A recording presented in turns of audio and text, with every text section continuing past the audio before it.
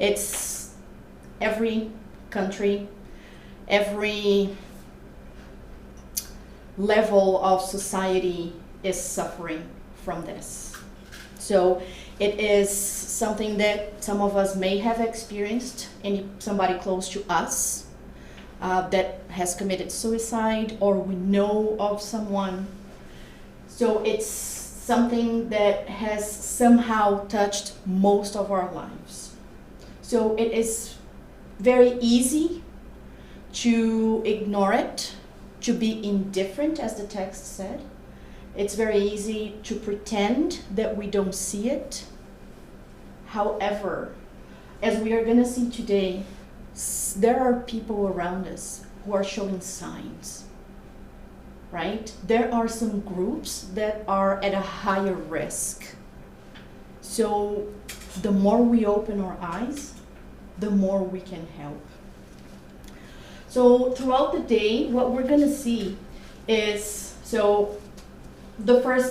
the idea here today is, it's only one day. We could be talking about this for a very long time, and we would still have more to talk about because it's a serious and very deep issue. However, we only have one day. So what we're going to do here today, the idea today is, first of all, to bring awareness. So we are going to talk a little bit about numbers. The idea is to sort of paint a picture. And in order to paint the picture, we need different layers. So we're going to start with numbers, with hard facts, and then we're going to move on to what Spiritism says about all of that. Okay? So by the end of the day, so we have the first numbers, family role, after lunch, unintentional suicide. After that, why to live is a better choice, and this is specifically about euthanasia, which is really growing exponentially, and it's scary. Then at 2:45, the consequences of suicide. So what happens when I commit suicide? And then we're going to finish with the unconscious and the conscious mindset. Okay? So this is how we're going to try and paint a picture today. But for today, there is so much more that everybody can research and read about everything that we're going to say here today. Like I said, it's just a screenshot. There's a whole lot more behind it. So hopefully today we are going to make you curious enough to go and research more and read more, not just about facts, because those we end up forgetting about them, but about what can we do about it, or even how to feel about it. Because it's very easy to look at a person who commits suicide and label them, right? Label them cowards, label them inconsequent, label them immature. It's very easy to label. But like we read in the text, it's a mistake. Nobody makes a mistake on purpose. So today, the most important thing we need to remember as we go through the whole workshop, no matter what we're talking about, we need to remember that today we are here to talk about love and compassion. Nobody makes a mistake on purpose. Our spiritual brothers and sisters who do that don't know what they're doing. So instead of judging them, why don't we try putting ourselves in their place? The golden rule, treat other people the way you would like to be treated, applies to these situations as well. What if it was me? Would I want judgment from everybody else for a mistake I made? Or would I want love and compassion so that I can try and fix my mistakes? Okay? So, here we go. Oh, Canada, we cannot die. There is a book, this title, We Cannot Die.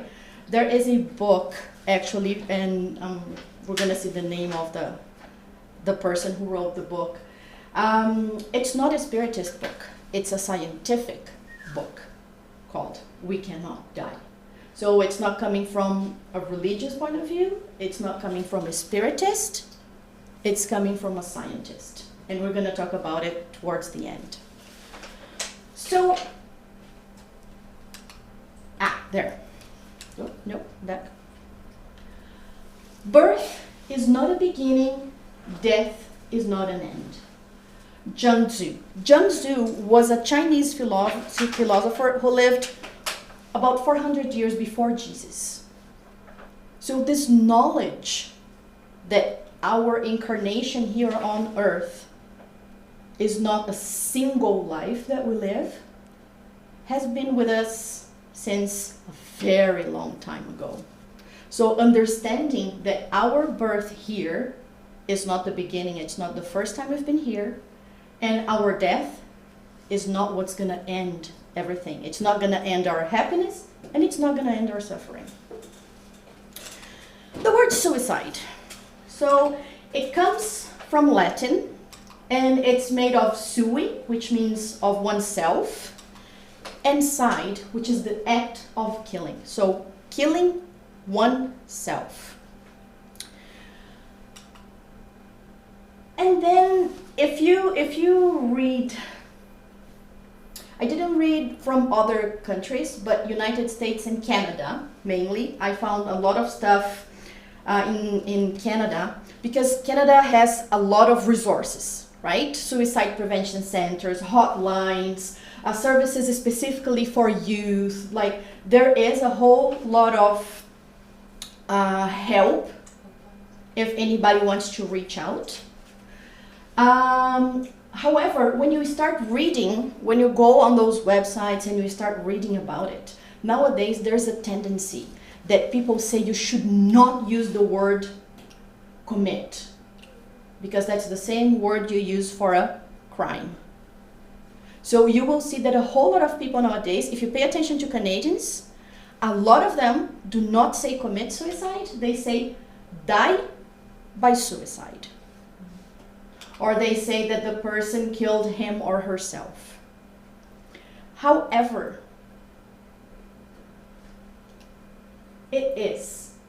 we are committing suicide. It's not a crime against society, but it's a crime in the sense that we are trying to break a law, a divine law, right?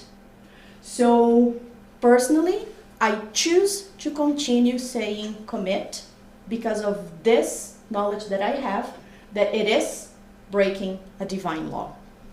So throughout here, you are gonna hear me still using commit, because I disagree. I think that trying to change the word is, again, just masking the reality.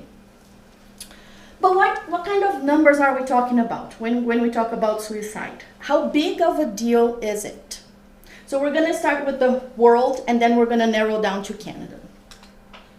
So if we look at the world, so suicide rates per 100,000 people population, and this includes men and women, and there's a huge difference between men and women. We're gonna talk more about this in the next slides. So the lighter ones, under 5 people per 100,000, up to the darker ones, right? And we can see that one of the darkest ones here is this area, and also here and here. So just to put into perspective, and we can see that Canada is fairly dark too. So just to give an idea, for example, in Canada, it's about 12.5 suicides per 100,000 people. And in a ranking of 183 people, and these are numbers from 2019. And then we are from 183, number 47. Last year it was 12.3, so we went up 0.2. but we were number 46. So we went down one, even though we went up here, which is not good news because it means that it raised in the whole world in general. And I brought Brazil because there are several Brazilians here. So Brazil also went up 0.2. Last year was 6.3. But last year Brazil was number 120. So Brazil went up 7 positions. Just as an example. Okay, and as we can see, a lot of South America is fairly consistent. So, just to put into perspective, now this is both sexes. So, what's the difference between men and women here? So, out of the 12.5 in Canada, it's 18.1 men to 7 women ratio. More than twice. More than 2 times men commit suicide compared to women. And because I brought Brazil before, just to give an idea. So, male, 10 to 3.1 female. And, well, let's keep going. And this is from, like I said, it's from this year, World Population on review. So if anybody wants to go and take a look, there are all the 183 countries are there. Last year there were 177 countries. So for this year they added more. They added 6 more countries. Okay, and there are graphs with both male and female. There's a whole lot of information there. So if anybody wants to look it up. Now this next slide is an infographic from World Health Organization. This is from 2018. The website says that it has been updated already. So I don't know if the numbers are similar enough that they didn't change, but so close to 800,000 people commit suicide every year. That means 1 death every 40 seconds by suicide alone. Right? So suicide is the second leading cause of death among 15 to 29-year-olds. Second leading cause. That's a lot. So it happens mostly in low and mid-income countries, as we can see here, and as we saw in that big map. Pesticides, hanging, and firearms are the most common methods used globally. Now, when we were looking at these numbers here, one thing that is interesting to notice is women attempt suicide way more than men, but men succeed or complete the action, as you can see, a lot more often than women. And this is because of the methods they choose. Men usually choose more violent methods, like firearms, for example. Women tend to choose poisoning and taking prescription or over-the-counter pills and overdose themselves. So women attempt a whole lot more, but men end up completing the action more often because of the methods. So there are more deaths from suicide than from war and homicide together. Did you know that?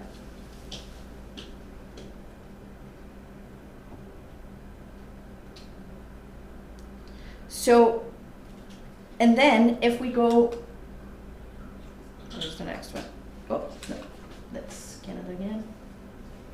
Okay, so within the lifespan, oh, and something else, for every actual suicide, and here we're talking 800,000 suicides, for each one completed suicide, there are more than 20 people who tried and did not complete the action.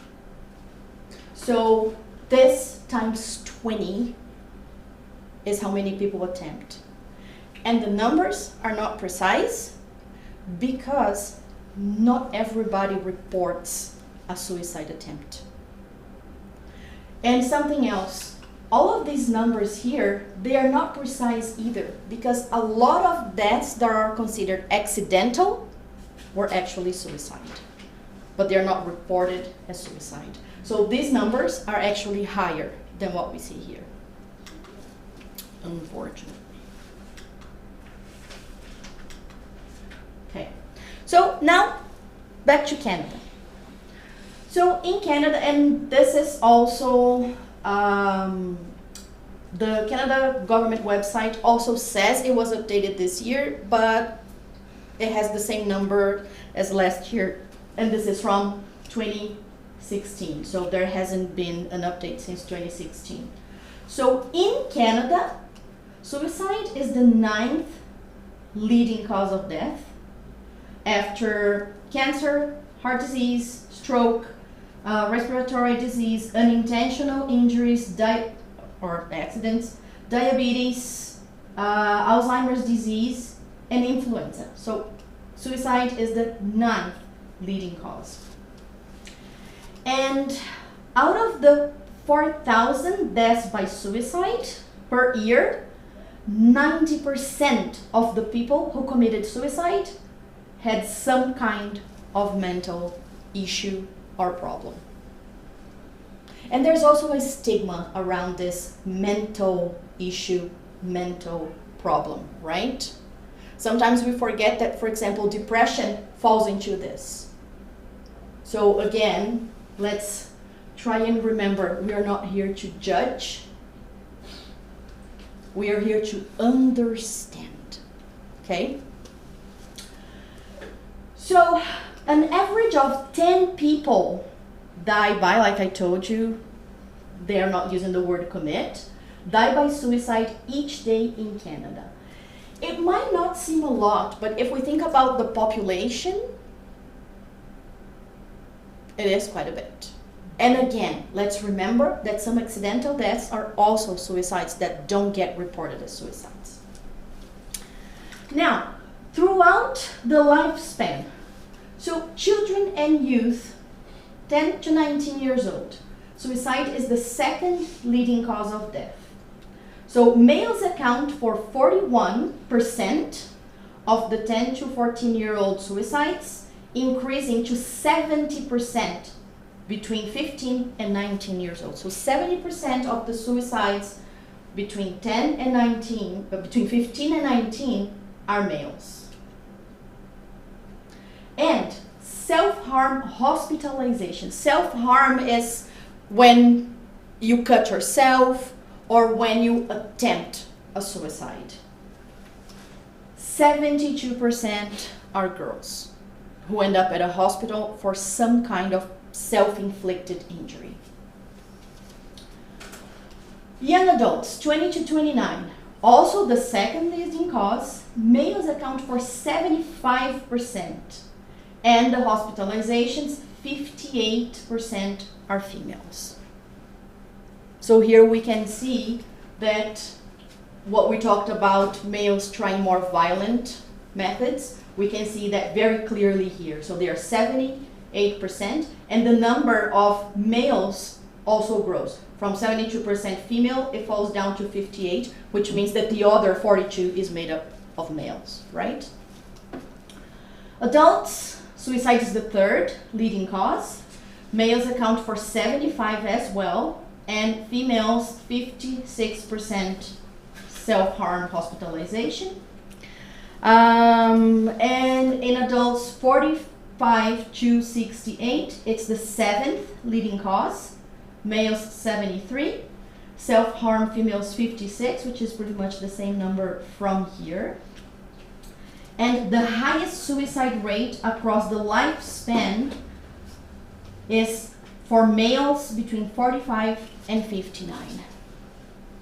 And we're gonna see a few possible causes for suicide, and we are going to understand why these ages. And seniors, 65 plus. So suicide is the 12th leading cause of death. Males account for 80% of the suicides for seniors. And males, I can't read that far. So males aged 85 plus experience the highest rate of suicide among seniors. And here, these numbers also include euthanasia. So this is why it's so high for this age. So euthanasia or assisted suicide is also included in these numbers. So that's why it's so high. And self-harm hospitalizations, 52% females.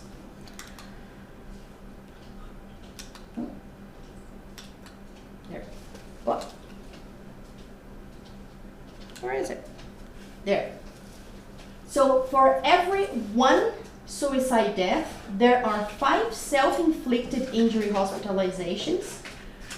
And the world number, remember, the world number was 20 attempts per one completed suicide. Canada is higher. In Canada, that was world numbers. These are just Canada. In Canada, it's 25 to 30 attempts. So for every person that actually commits suicide, there were between 25 and 30 other people who attempted to commit suicide. And again, not all numbers are reported, so it is definitely higher than this. And 7 to 10 people are profoundly affected by suicide loss. And here we're talking about, of course, family, friends, spouses, right? Or significant others. I've heard that, yes, that number 7 to 10, I think it is from Brazil, 7 to 10 is kind of family, and then it can go up to 25 if we include friends and extended. It makes total sense. I personally, I thought that 7 to 10 is a fairly low number actually, because I think it is more if you count friends and yeah. Yes, I couldn't agree more. So, like I said, there is hope. Suicide can be prevented.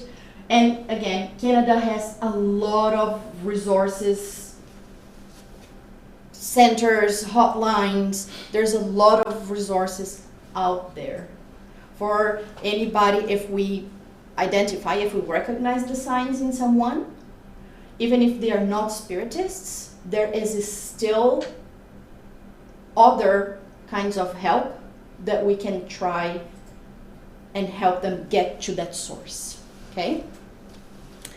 So now that we saw a whole lot of numbers, that we started painting the picture, let's try and really understand. So we have the numbers, so let's try to understand what's behind all that. So let's try and understand, why do people commit suicide? Because they want to cope their pain. In general, it's an attempt to get rid of a situation of extreme suffering for which they think there is no solution. Right? It's the last measure. It's, I can't go anywhere from here.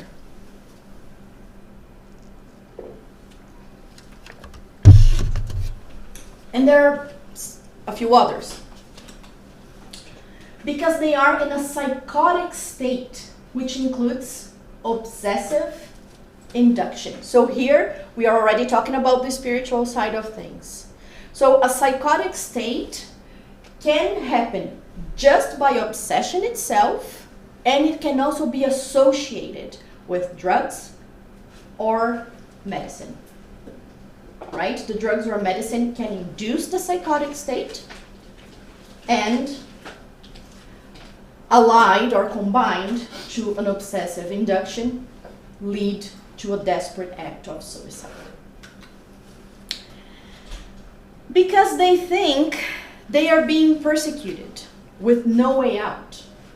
And this here, I can see a few examples with adults, but this here brings me a lot to teenagers and internet bullying and that kind of situation, right? So when you think you're being persecuted, when you think everybody is after you, everybody's making fun of you, there's no way out, I'll never be able to have a normal life again after someone, you know, like spread to the whole school a picture of a naked girl, like we had that case in BC not long ago, right? So this idea of being persecuted, it could be, we could link back here to the obsessive induction, but we can also think about this in those situations, right? Internet bullying with teenagers, for example. Because they think they are depressed and they think life is not worth it. It's that feeling of emptiness, right? What's the point of all of this?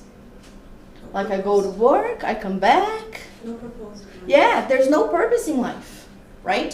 Some people try to do things. Some people think that their purpose in life is, for example, to have fun. So they like to travel. Some people think that they need adrenaline, so they try extreme sports.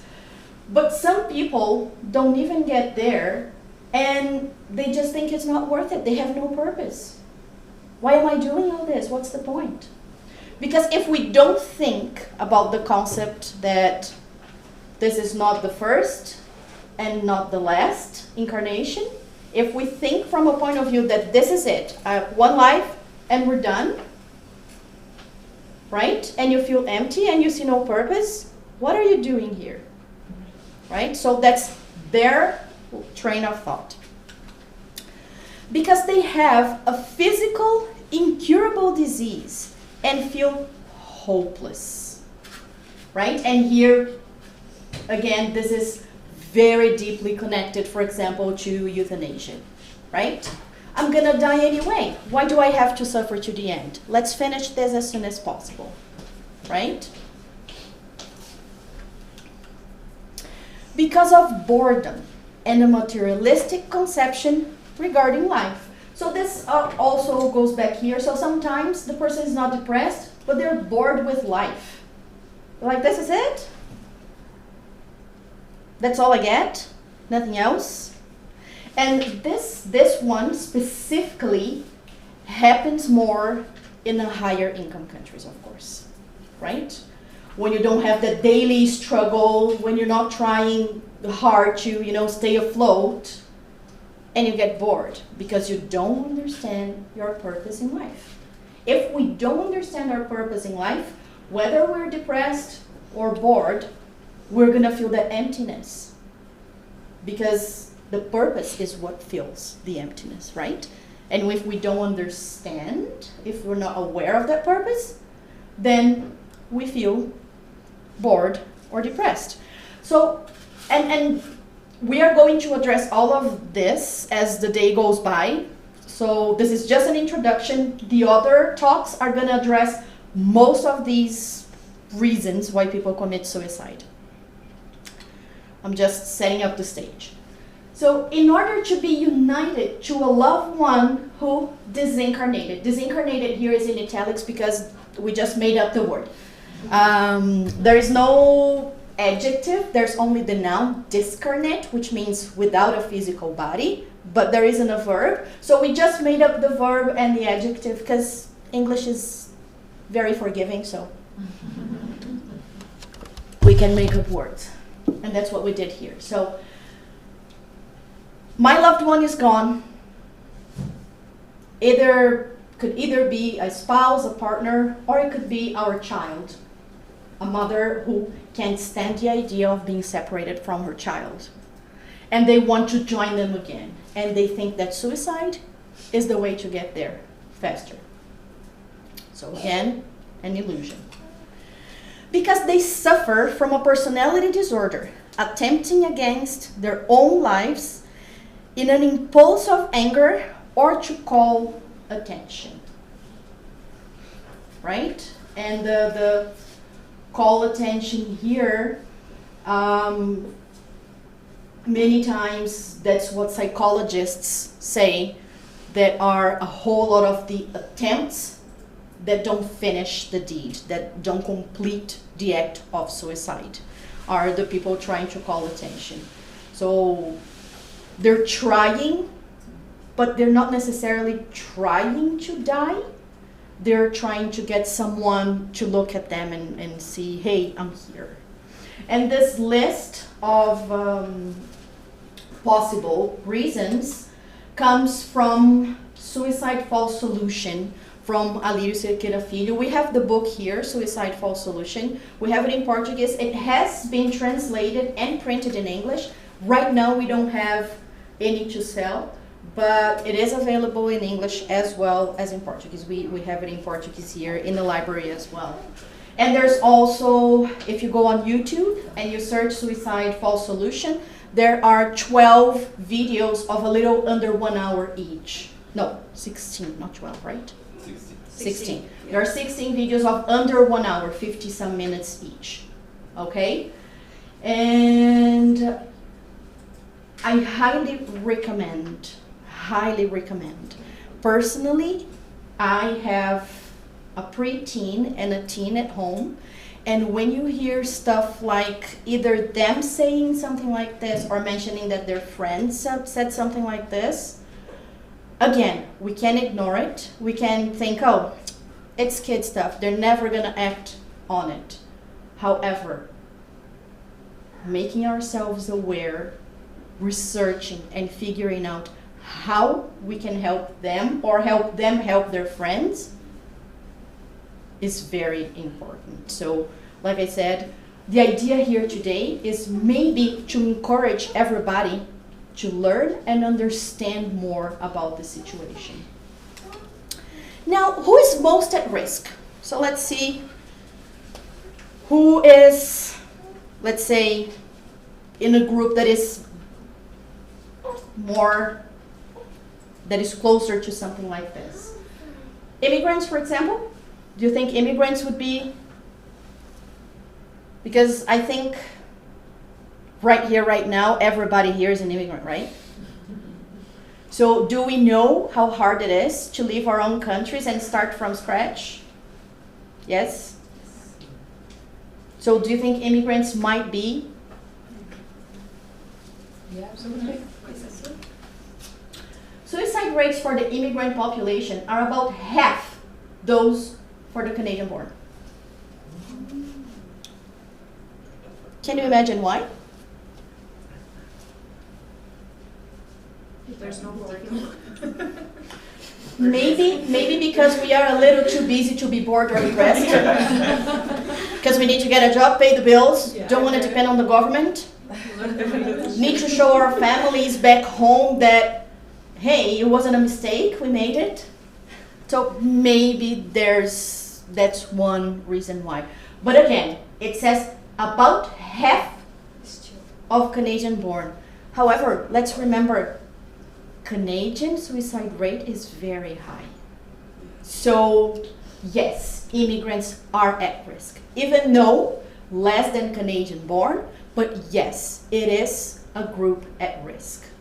Okay, and I forgot to mention those numbers that I brought for example, Brazil and Canada. Canada is fairly above the average for Americas. For the Americas, the average is about 9.2 or 9.5 suicide combined, men and women, and Brazil is below, because Brazil is 6.5, so Brazil is below the Americas, the average for the Americas, and Canada is above.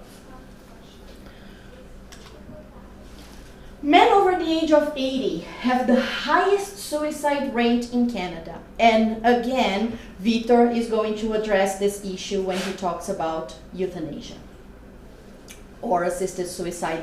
Euthanasia is divided in two. Vitor is going to explain that.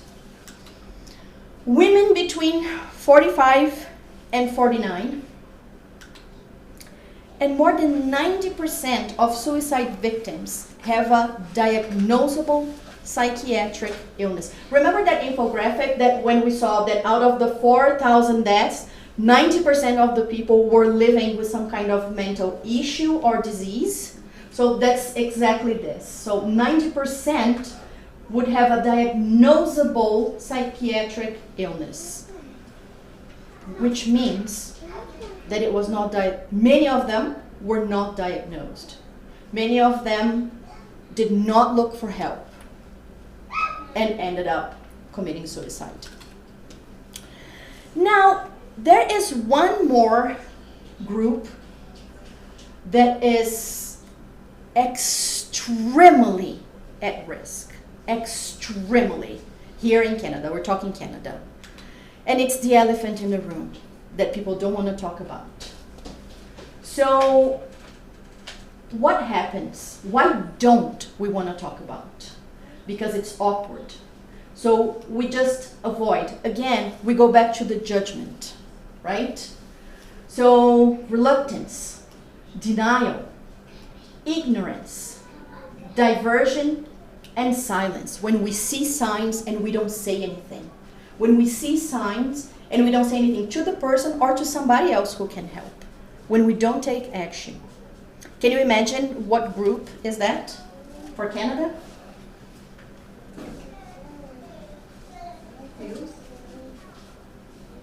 The people who live alone. Actually, it is indigenous peoples.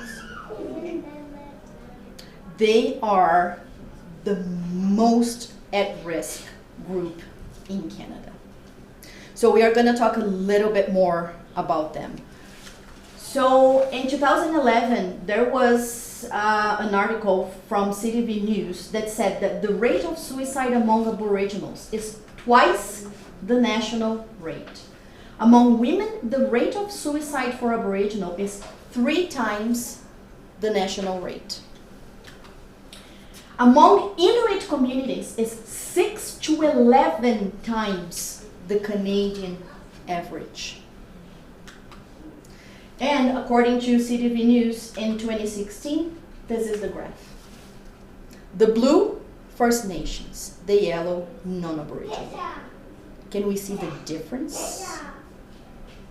Do we understand why they are most at risk? Yet, how do we feel when we catch the train downtown and there are some drunk or drugged Aboriginals on the train, speaking loudly, screaming, calling names? Do we feel love and compassion?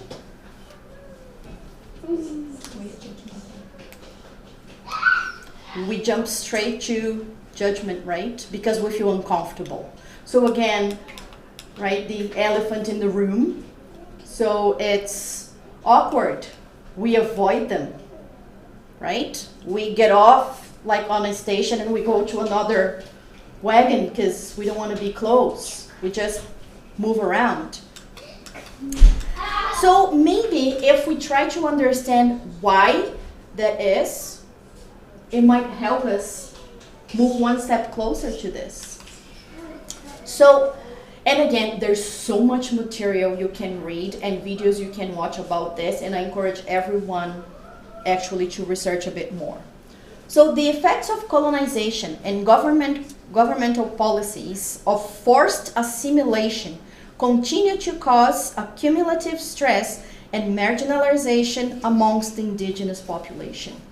I don't know, it's El Salvador, right? You're from El Salvador? El Salvador, yes. Yeah, I don't know how it happened there, but for example, in Brazil, here they call assimilation. In Brazil, it was the priests trying to convert the First Nations into Catholicism. That's where most of the atrocities happened.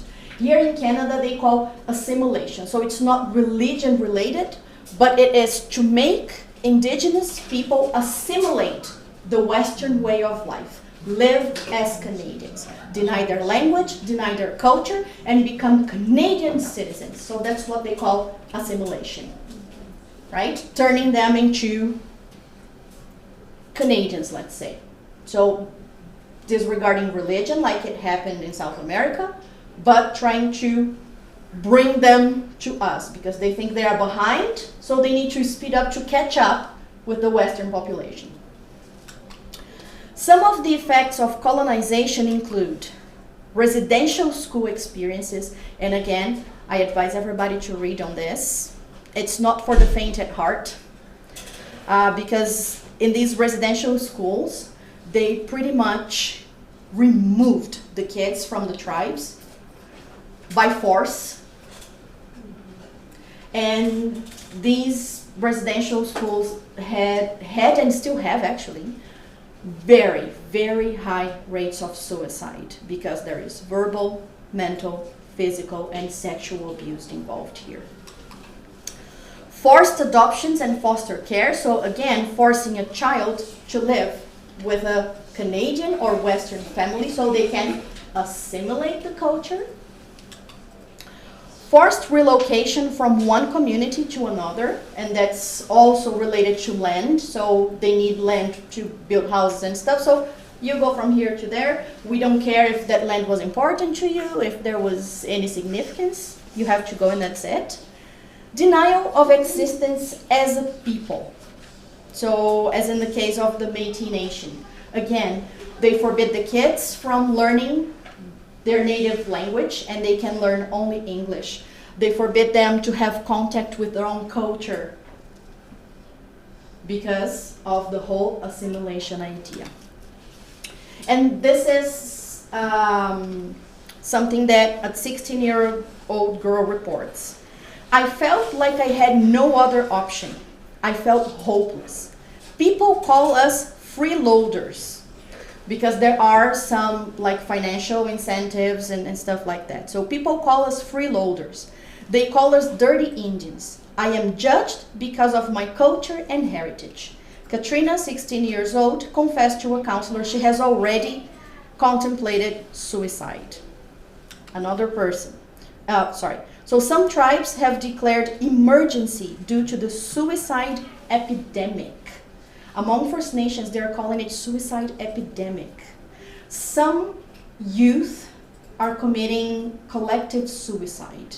I think 2 years ago in a Métis Nation, there was a group suicide of 8 young people. And in another different one, there was an attempt of 11. Not all of them committed the suicide, but some did. Some were saved, some were not. Secondary schools on reserves are about 2 grades behind urban schools. Because I've heard this before. Why don't they go to school? Why don't they study? Why don't they go to university and be like us? Here's why. So school on reserves are 2 grades behind urban schools. So when you tell young people to go to college, they are so behind in the curriculum that they get overwhelmed. Youth are expected to succeed, but it's setting them up to fail. And this was Sheila North Wilson. She's the Grand Chief and representative of more than 75,000 Indigenous people. Right? So we want them to achieve something that we're not setting them up to achieve. In the Gospel According to Spiritism, chapter 3, so now we're going to see what Spiritism says about it. And we're still talking about Indigenous people and First Nations. So in chapter 3, item 14, nevertheless, not all the spirits who have incarnated on earth came to atone. The races which are called savage were formed from spirits who had only just left their infancy and who found themselves, as it were, on an educational course for development through contact with more advanced spirits. So here we're talking savages, not First Nation, but savages, right? So they just moved on to starting to incarnate as humans, and they're on their path to learning. And then it continues. Later came the semi-civilized races, made up of the same spirits, those savages ones, as they traveled along their path to progress. In general, these are the indigenous races on earth, who will raise themselves little by little through the centuries, some of whom have already managed to reach an intelligent state equal to the more enlightened. Of course, by following the divine laws and using their free will well, right? So the whole assimilation idea, or the whole religious conversion idea that we had back in South America, right? So it's us disrespecting their path to progress. right? So little by little. So that's the idea. Now, what happens after we commit suicide? What do all suicides here, people who commit suicide, what do they all have in common after they've killed themselves? All of them. Regret. Even before. They realized the pain didn't go away. Exactly. Extreme disappointment because we can't die. So, again, it's a mistake. It's a mistake that we make because we don't know better. Or we don't completely understand better. It's a mistake because they are trying to get rid of suffering. They are trying to get rid of the pain. But we cannot die. Our spirit lives on. So the moment they realize that after they committed suicide, they did not die, of course, disappointment comes in. And Luis is going to talk a whole lot more about the consequences of suicide, so this is just a taste. Now, Spiritism, Hinduism, Buddhism, Sikhism, Theosophy, Anthroposophy, Pythagoras, Socrates, Plato, etc. all talk about reincarnation. Some in different ways, some with different concepts, but the same idea that this is not the only life. It's not one chance and we're done, right? And who else says that? Is it only religions? Because these are religions, right? Only religions say that this is not the only life? Actually, no. There is a lot of research, mainly with near-death experiences. And there are a lot of scientists worldwide that have come to the conclusion that this is not the only life and that the spirit lives on. Some have got to the conclusion this is not the only life. Some have got to the conclusion at least that the spirit lives on and maintains their personality, maintains the knowledge they have acquired. Some examples. Ian Curry, Canadian sociologist, and you can find all these people if you look online and all the research they have conducted. Dr. Joe Whitten, professor of psychiatry at the University of Toronto. Raymond A. Moody Jr., American psychiatrist. Dr. Banerjee from India, American. So Brian Weiss, I think a lot of people have heard about Brian Weiss. So he's an American psychotherapist who did regression therapy. Wait for the picture because there's more. Patrick Duo, French psychotherapist, and I cannot read that name, but it's a German psychotherapist. I don't know if anybody speaks German and can help. And more. If you look up research, scientific research, near-death experience, you are going to find a whole lot more information, right? And the spirit lives on. So through trustworthy mediums and good or superior spirits have given us detailed accounts of what happens to the immortal spirits once we leave the flesh. These testimonies describe different causes of death, including death by suicide. So we are going to find information about this in Spiritist's book. We have a few questions in the Spirit's book, and some of us here today are going to talk about some of those questions, right? And we have accounts in other trustworthy Spiritist books. And I believe one of the most famous is Memoirs of a Suicide. All these spirits at different times throughout different mediums say the same. And here we're talking about the good spirits or the superior spirits. They all say the same in different works, which is, instead of putting an end to their suffering, what suicides have to face is utter disappointment. Because not only they have not died, but they also have increased their suffering substantially. And Luis is going to explain it better in the afternoon. On top of their original problems, they now have to deal with the repercussion of their unfortunate actions. However, It is a mistake. It's a grave mistake. It's a serious mistake. But God is all about love, compassion, and mercy. So divine providence and divine mercy never, ever abandon us. Nobody knows better than God that it was a mistake. The intention was to end the suffering because they did not understand properly. Like we did in the reading, like Jesus said, Father, forgive them. They do not know what they're doing. So help will always be given to those who ask with sincere hearts. And our Father loves all his children. And again, we have accounts of, for example, Nosso Lar or Astral City that some other people are going to mention here as well, that André Luiz was considered a suicide, right? And we see there and in other works again. So help will always be given to those who ask with sincere hearts. It's a mistake, but God is love and mercy. No mistake is unforgivable. As grave, as serious, as severe as the mistake might be, we will always receive help and mercy. Any questions or comments?